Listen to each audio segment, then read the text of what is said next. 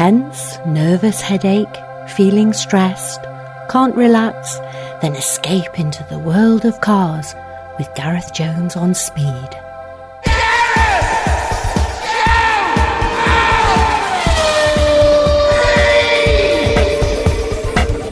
Hello, I'm Gareth. This is Gareth Jones on Speed. I'm very stressed, but hopefully Alex Goy isn't stressed. Are you stressed, Alex? Nah, hi. And Zog, how are you feeling? Not too stressed today, certainly a lot more relaxed than you are. Yeah, I'm stressed for 3 reasons. I need to rehome my cat. The windows I ordered 3 weeks ago, haven't been ordered, as it were. They were supposed to have been. I've got to prepare a speech to speak at my school on Thursday. And my PC broke yesterday, my master machine for all my work. So what I need from you two gentlemen today is to escape into the world of cars. That's what we do. We retreat into the world of cars. We hide there, don't we, sometimes? All 3 of us? Yeah. Yeah, it's definitely. I mean, getting in the car for a drive, going somewhere for a drive has been, for me, and I think for a lot of people, can be a great way of clearing your head, getting perspective on things, generally helping with putting you in a better mood, making you feel better, helping you deal with something. I've found driving my cactus around North Wales at gentle speeds, because we had 20 miles per hour everywhere, actually really good for my soul. I'm very chilled. A lot of people go, oh, I'm going driving 20 miles per hour. I go, oh, this is really nice. So yeah, I'm with you. Driving is a great way to chill, isn't it? I don't know if anyone's looked into it, but it would be interesting to know how much that effect that we're all recognising, and how much is to do with just physically being in a different space, how much it's to do with being very much in control of things. You're suddenly in your own space, and you decide where you're going to go. Yes. And if you want to, there's that physical thing. How much it has to do with you being able to just be in this physical space that you can entirely control what you're listening to, and how much is getting away from where it is that you were. I honestly wonder, has anybody researched this? I wonder. Probably someone far, far smarter than us. Someone academic. Zog, you've heard me say this, I'm sure. I've said it for many years. Happiness is largely about control. If you lose control of your life, you will become unhappy. Yeah. If you have control over, your relationship, where you live, your work situation, your leisure time, whatever it is that's important to you, your hobbies, then you will be happy. And you're right, being in the car, that's your environment, that's your car, you're in control, you're happy. Alex, you're very good with mental health. I try to be. You found cars have saved you in the past, haven't you? It's recently, actually. So I've worked very long and very hard on being a bright, bouncy, calm individual. I used to be very cross, I used to be very work-driven, and if work wasn't going well, then my world was over, and everything was sacrificed for the sake of work. And I could see why I did it, but I also couldn't see at the time why it was so detrimental to me. So it's taken a while to kind of figure out who I am, where my place in the world is, being not necessarily happy with my lot, because I'm very lucky to do what I do, but I also want to do more, because everyone does. It's human nature. However, a couple of weeks ago, I fell off the cliff mental health-wise. It was a bit rubbish. Wasn't expecting to feel that way, wasn't expecting what happened to happen, as you do. And I was basically angry. I either had weapons-grade anxiety, or I was, full of rage for a week. And I don't get like that anymore. I used to, and that was when I wasn't very grown up, and it was all very sad, blah, blah. But I don't get like that. But what happened. I couldn't get out of bed. I couldn't really function. I couldn't do any of the things, because it was just, stuff was rolling around in my head, and my body wasn't letting me do anything other than be a grumpy sod. But I had a shoot on the Friday with a TVR Tuscan. So I've wanted to drive one of these since I was 13. It's the one off of the late 90s, early noughties, just turned 25. That's the crux of the piece that I'm writing. I've had it in the books since, I think, March we first talked about it, because the guy who owns it is a friend of a friend, and then we had to cancel it once, and then this was the Friday we did it, was the time we were going to do. Bear in mind that I was like this far from knocking it on the head and going, oh, I can't do that. I can't function like that. I'm very sorry. We'll do it another day. Peeled myself out of my nest. Now, I've wanted to drive one of these since I was 13. One of my big things is hand-built British sports cars. I don't hide this fact. And why would I? We are rather aware of yes. this, but I think, it's on sympathetic ears, right? Yes. I don't think there's a 100%. British sports car that Zog and I haven't got time for, too, Yeah. so we're with you. So when I was 13, these things came out. It was the car from Swordfish, it was the car in Looney Tunes and all that. And near my late grandmother's house, my late father and I used to wander down to this dealership called Dream Machines, which sold TVRs and Lotuses. They had the Swordfish car, albeit in a different colour. What do you mean, the Swordfish car? So there was a film called Swordfish, sort of turn of the century, that had Hugh Jackman and other Halle people Berry. in it. Halle Berry. It was about hacking and some nonsense like that. But the star car was a TVR Tuscan on Preston plates in LA. Preston plates? Yeah. That's fantastic. And when you say Tuscan, you're talking about the Speed... I'm talking about the 1999 Speed 6. The Speed 6, yeah. Pre-bubbly wobbly TVR doesn't really interest me at all. That's the sort of thing my dad would be into. No, I'm talking about the one with the flamethrower grille, 2 massive cans sticking out the back, like proper dream stuff. Anyway, I went down, I was grumbly all the way, I was muttering to myself all the way, and I basically felt like doom, death, and life of the universe and everything had come to a halt. Made it there, met up with my mate, spent 3 hours just photographing it static. Some of them came out not blurry, which was nice, and then we went for a drive and I spent ages taking pictures of him driving up and down, and so there's some quite nice also non-blurry or blurry adjacent ones.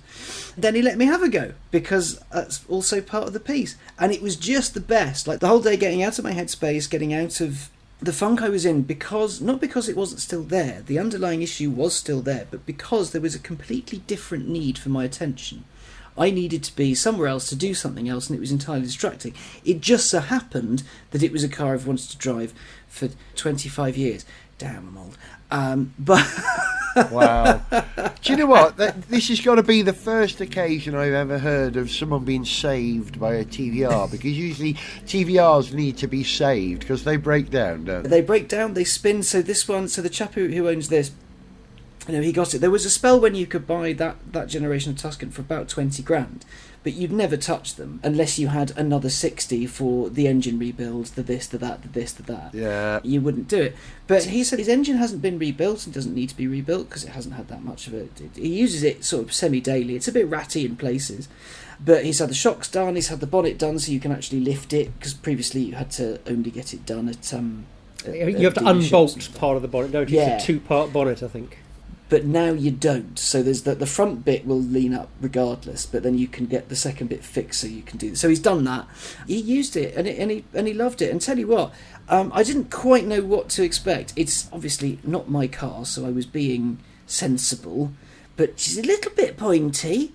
1.6 turns lock to lock, apparently, so every time I took my hand off the wheel to change gear, a slight movement from my right hand, and the whole car went, oh, we're going left now.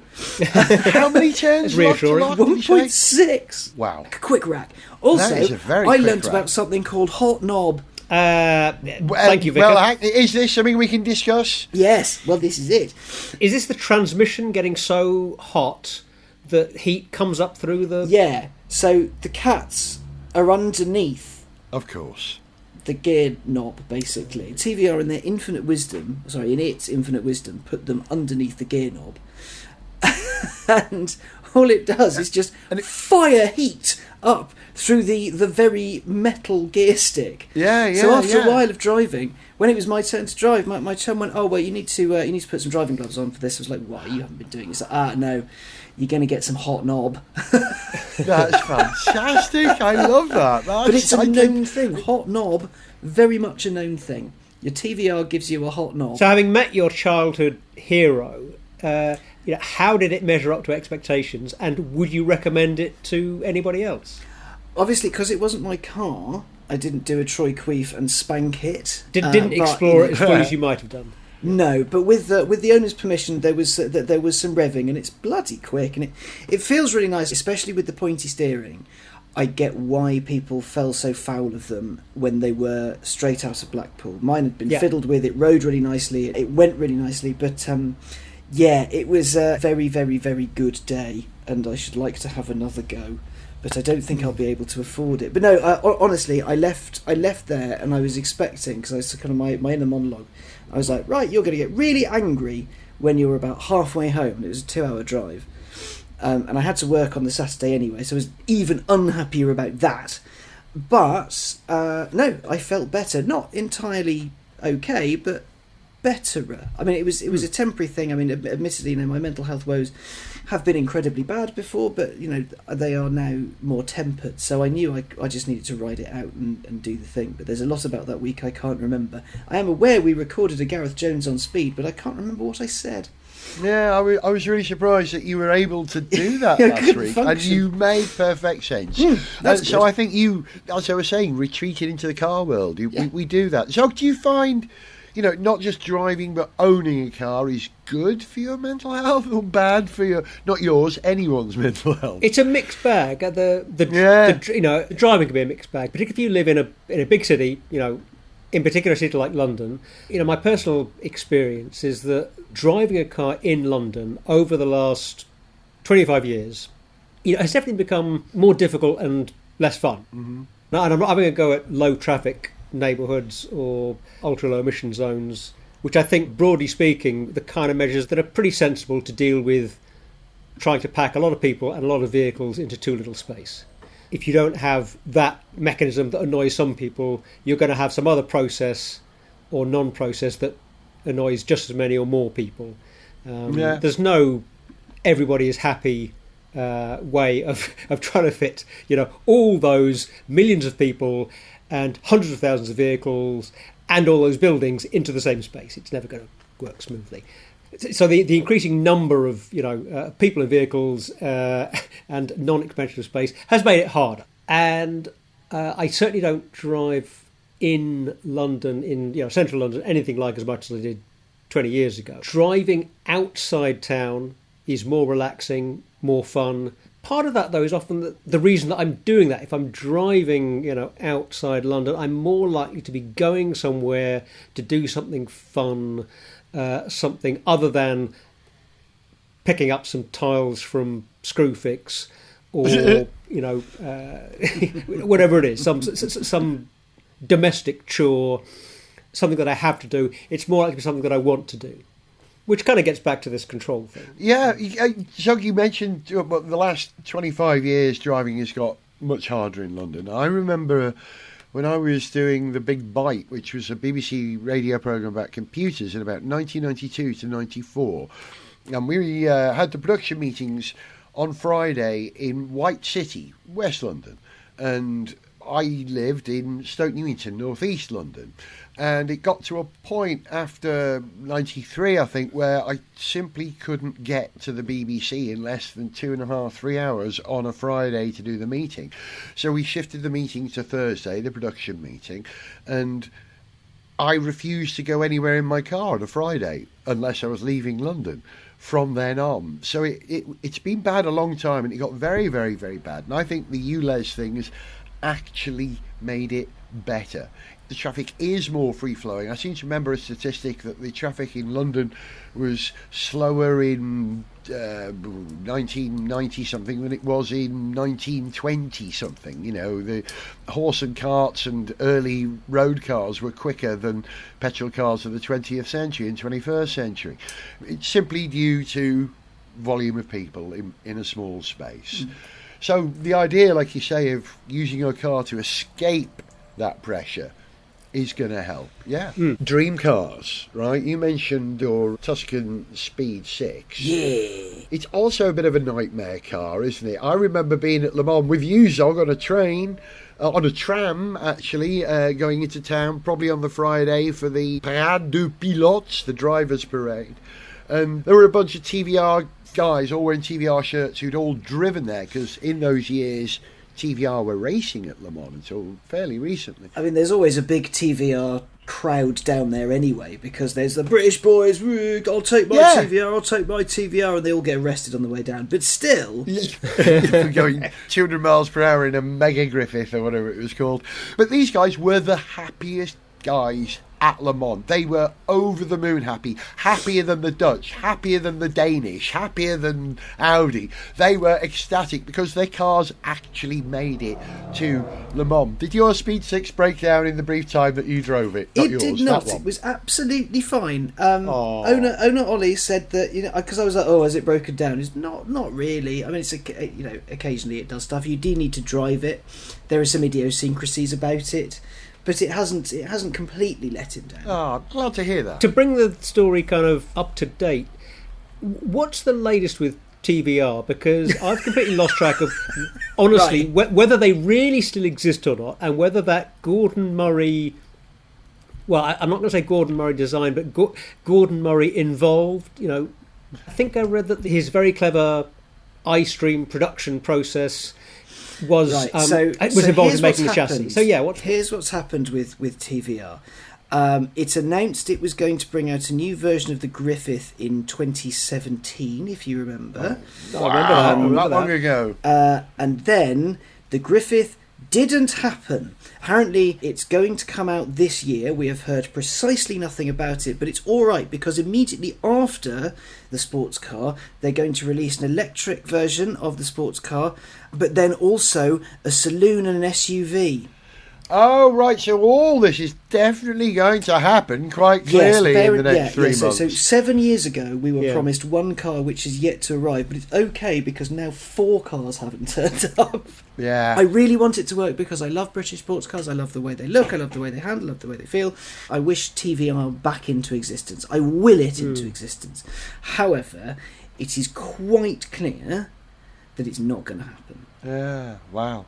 I was really psyched because it was going to be a Welsh TVR. They were going to build it in Wales, and Griffith is not a bad name for a Welsh car if you think about it. It kind of worked for me. But I'm like you. I admired TVRs. I remember being at Le Mans and doing a bit of video on Speed and coming across a 2-tone Tuscan Speed 6, that was purple from one angle and silver from another, and thinking this is about as good as any car here. But they died. I think it's interesting that TVR as a brand, as a company, seems to have a reserve of affection out there that is actually a bit out of whack with really the quality and the number of cars they've produced over the years. And now I'm saying this as kind of as a TVR fan, but I think it is a bit striking that we're still so interested and everyone else is still interested enough.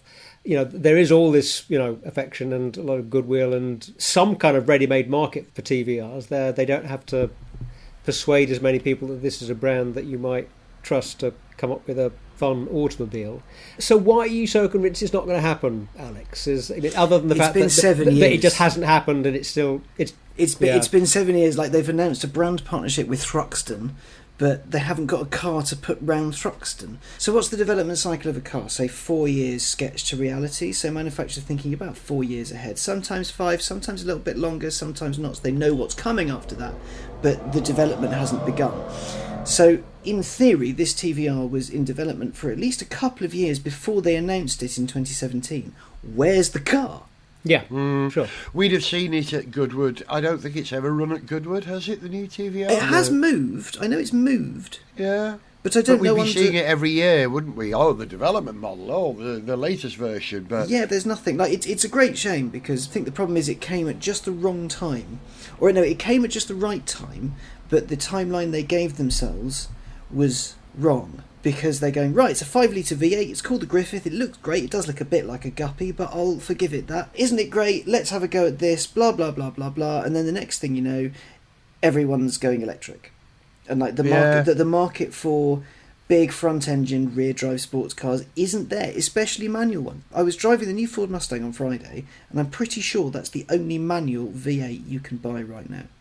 Oh, interesting. Really? Yeah, who else is doing who else will do it? Yeah, very good point. Very good point. Hey, should we talk about the Mustang? If you want to. I'd very much like It's a good segue. Let's go for it. Zog, of the three of us here, you're probably the biggest Mustang fan. Well, I don't know about that, but I love a Mustang. What car enthusiast doesn't? No, but love a Mustang. We had one for a Le Mans trip 5 years ago. Don't be too angry with me, but I'm meeting one in Paris to drive to Le Mans in a few weeks.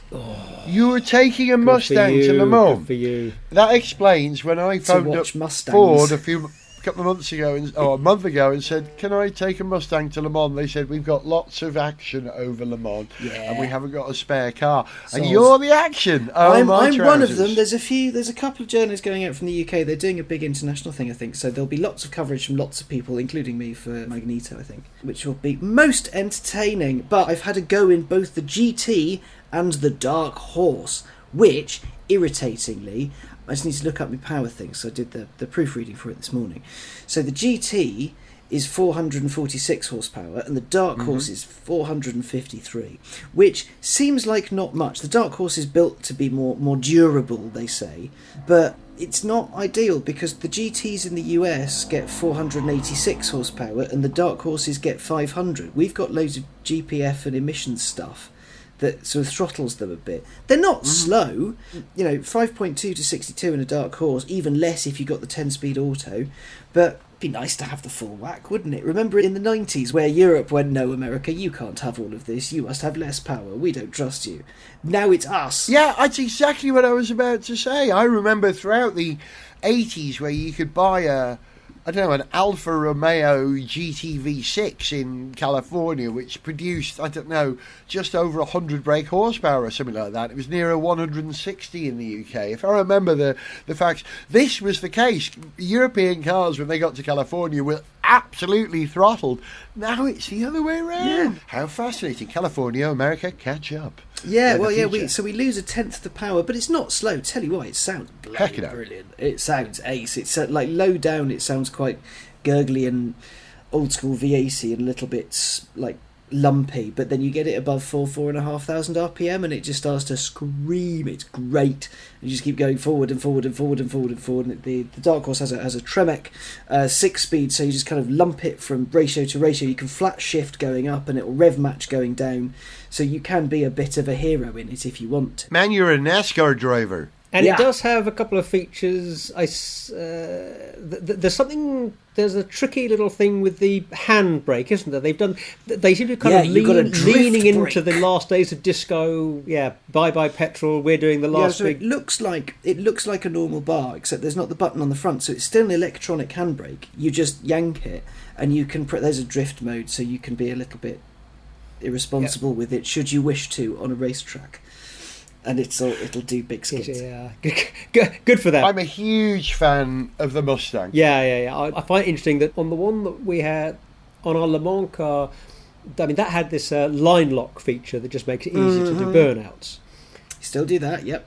This has a drag strip mode as well. And it's interesting that these cars tend overwhelmingly to be bought by enthusiasts and nostalgists, and they're not trying to sell a new car, something that's forward-looking. No. This is a very backward-looking car, but in the best way. Yeah, there's absolutely no airs or graces about it. They're not saying, "Oh, well, this is a vehicle for the future." They're like, people wanted a V8 rear-drive Mustang, they will get a rear-drive V8 Mustang. Give the people what they want. We've tried to update the design. The one thing they did say was quite interesting was, so the interior is a big screen. And there's a few kind of more digital elements to it. And the old one, of course, had that kind of twin barrel thing, and it had those fake rocker switches, which were just awful.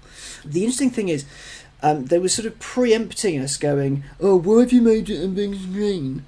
Because people don't like big screens. They're like that. We focus grouped it. We spoke to Gen Z and we spoke to millennials, two people who we actively want to buy the car. They don't want older Mustang fans not to buy it, but they need to pursue the new market. And bear in mind, millennials now are knocking on 40 or even over 40. We should be able to afford these things, but considering they start at 50 odd grand, no, can't do that. Ford are very good at focus grouping their cars. They spend a lot of time thinking about it. And they thought long and hard about the heritage of the Mustang brand. They made an announcement recently: we will always make a Mustang that is extreme, or they said something like that, and then they stretched the Mustang to be the Mach-E, which was a bold and successful move by the looks of things. But you're absolutely right. There's no point hanging on to heritage if it's stopping you from selling cars to the new market. Do you remember how Bernie Ecclestone said, young people don't buy Rolex watches? But they will one day, you prick. Exactly. And if you don't look after the grassroots, the people coming up, you're literally guaranteeing the end of that brand, aren't you? Right? You have to stay focused. The Mustang should be a car for what we used to call the PlayStation generation. Yes, I am one of those. There you are. Yeah.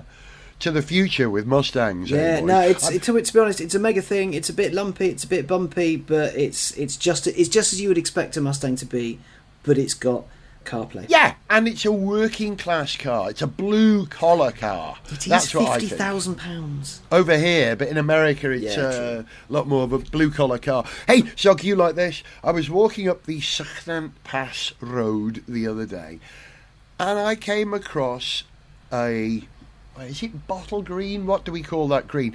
But the Bullet edition of the 6th generation Mustang, a limited edition version they did in the colour, that green that the original it's Mustang called Highland Bullet Green. Was. Is that what it is? There you Highland go. Green. I can't believe I didn't take a photo of it to send to you immediately. But I was stood round looking at the car. I couldn't believe I was seeing one parked on a country road in North Wales. Quiet road in North Wales. Yeah, no, I love seeing a Mustang in the wild. It must have warmed your heart. Yeah, it absolutely did. I spent 5 minutes looking at it, and also parked right next is an ID Buzz. There are loads of electric cars I'm noticing, and there's a row of houses I walk past, and there must be 4.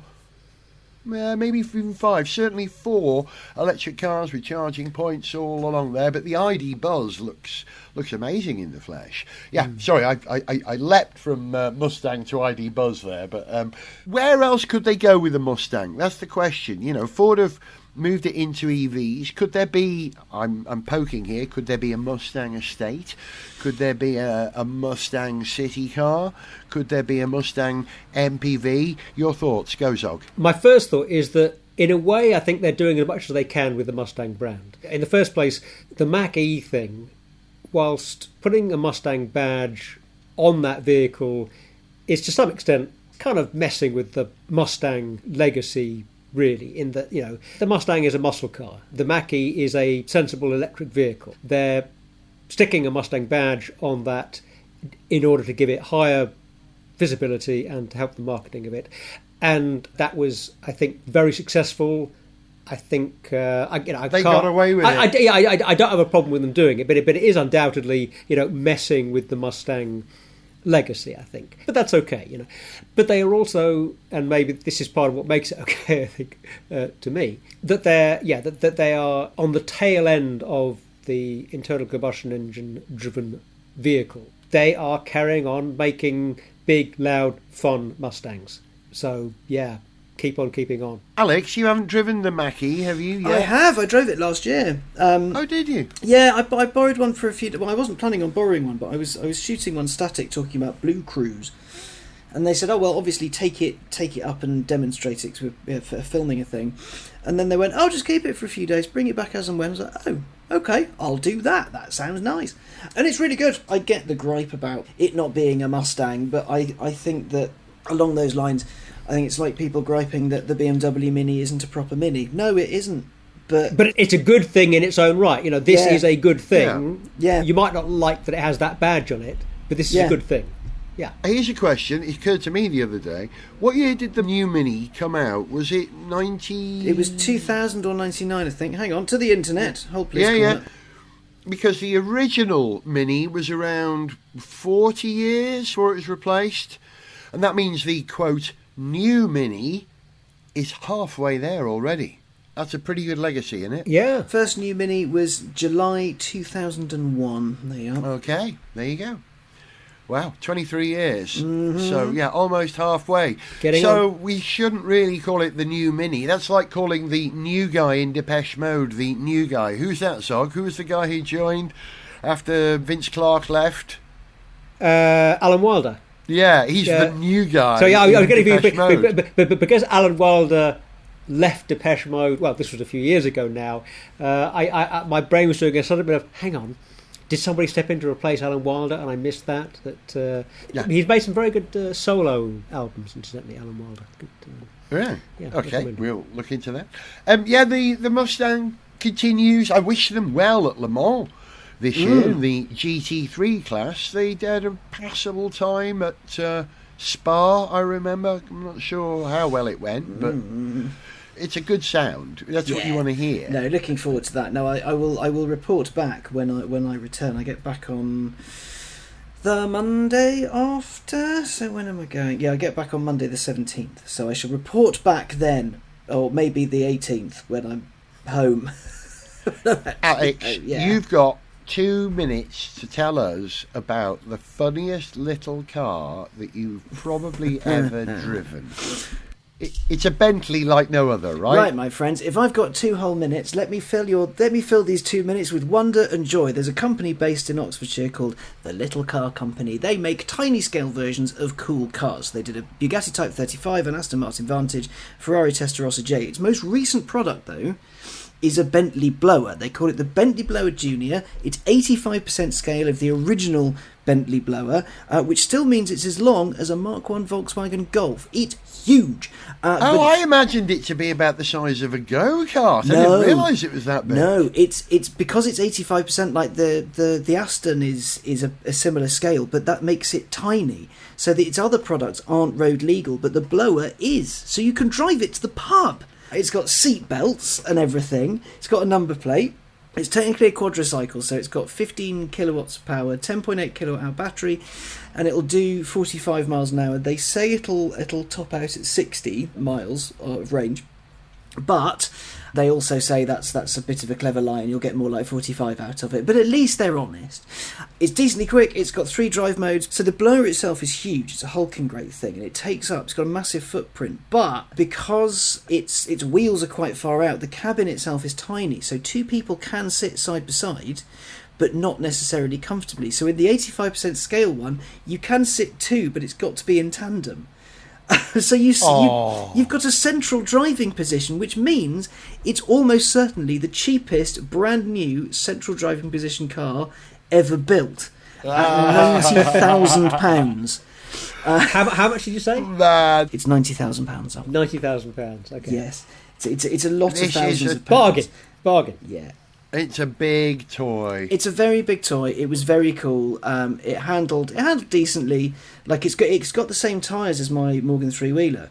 So, and I know that means 1, they're tubed, and 2, if you go into a corner too far, you'll be able to see the tyre start to peel itself away from the wheel, and it's at that point you have to go. Well, it's good to have this kind of feedback on how much you're pushing the performance limits of your vehicle. This is a good thing. Pushing the boundaries of a Bentley blower, but it was absolutely mega. I had it for a couple of hours. I drove it from Shepherd's Bush to the Tate Britain, and met some lovely people. Lots of people had questions about it and wanted to know all about it, and it was just a lovely time. I mean, it's a pointless vehicle unless you have a garage and space for it and can take it out, because it's not A road legal because it's a quadricycle. It's like a Renault Twizy, so don't drive it on a motorway because you'll have a bad time. But Gareth, you used to live in London, Zog, where you and I live.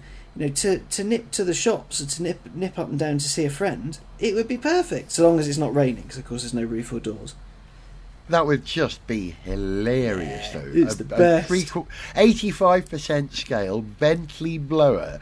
I can imagine what it looks like. It would just look like an oversized driver in a kid's car in some way. I saw some of your pictures, Alec. They seem to have done a cracking job on recreating.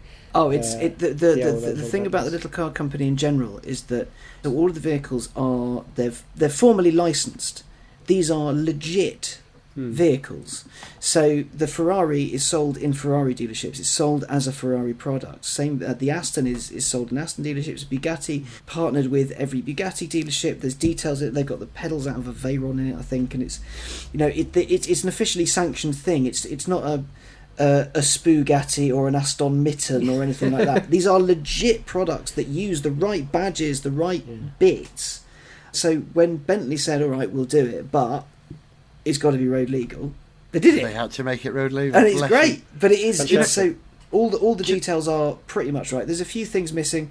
You know, I have driven the original blower.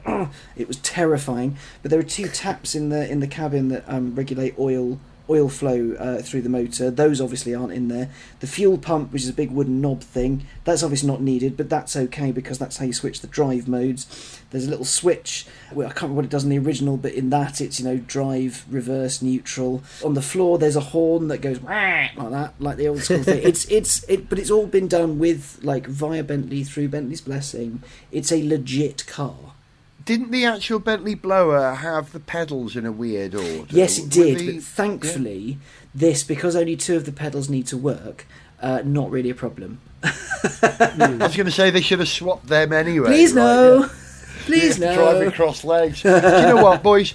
At the start of this programme, you saw my grimace, right? I was feeling tense, but you have both cheered me up with tales of exotic, interesting, beautiful, happy, smiley cars. Excellent. And I'm grateful to you, Alex Goy. You're welcome. And I'm grateful to you, Zogger. Always a pleasure. Guys, thank you. You've saved my soul, and I hope, listeners, your soul has been saved too. Speak to you in another couple of weeks for more On Speeding. Say bye-bye, boys. Bye-bye. If you enjoyed this show, then please like, share and subscribe. For information on how to contact the show, see pictures, read song lyrics, follow us on social media, or to sponsor this podcast, go to garethjones.tv. Gareth Jones on Speed is made in Wales by Whiz Bang. Gareth Jones on Speed! Speed!